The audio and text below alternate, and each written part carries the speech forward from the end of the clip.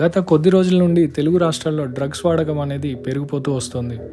Drugs వాడకంపై ప్రభుత్వం ఎంత కట్టుదిట్టంగా చర్యలు చేపట్టినా కూడా ఎక్కడో దగ్గర డ్రగ్స్ మాత్రం సరఫరా అవుతూనే ఉన్నాయి. అయితే ఈ డ్రగ్స్ తీసుకునేది కూడా వీఐపీలు, వీవీఐపీలు, పెద్ద పెద్ద సినీ సెలబ్రిటీలు, బిజినెస్ మ్యాగ్నెట్స్ ఇలా ఎంతో మంది ఉన్నారు.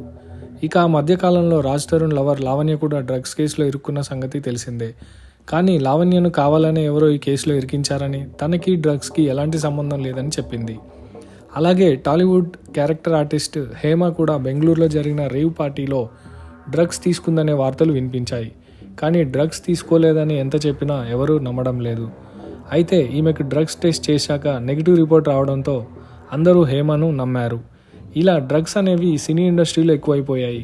అయితే తాజాగా బాలీవుడ్, టాలీవుడ్ ఇండస్ట్రీలో హీరోయిన్గా ఎంతో మంచి గుర్తింపు సంపాదించుకున్న ఓ స్టార్ హీరోయిన్ తమ్ముడు డ్రగ్స్ సరఫరా చేస్తూ పోలీసులకు పట్టుబడ్డాడు. దీంతో ప్రస్తుతం ఈ మ్యాటర్ టాలీవుడ్ మీడియాలో వైరల్గా మారిపోయింది. తాజాగా సైబరాబాద్ పోలీసులు 200 గ్రాముల పైగా కొకైన్ను స్వాధీనం చేసుకున్నారు. ఇక ఈ డ్రగ్స్ తెచ్చిన వారిలో 5 నైజీరియన్లు.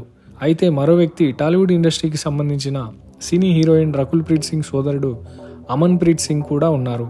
ఇక ఈ కేసులో కొంతమంది సినీ రాజకీయ ప్రముఖులు కూడా ఉన్నట్లు తెలుస్తోంది. వీళ్ళు ఎంతోమంది వీఐపీలకు డ్రగ్స్ సరఫరా చేస్తున్నట్లు పోలీసులు అనుమానం వ్యక్తం చేస్తున్నారు. అయితే ఆ హీరోయిన్ సోదరుడు హైదరాబాద్తో పాటు ముంబైలో కూడా పలు వ్యాపారాలు చేస్తున్నారట.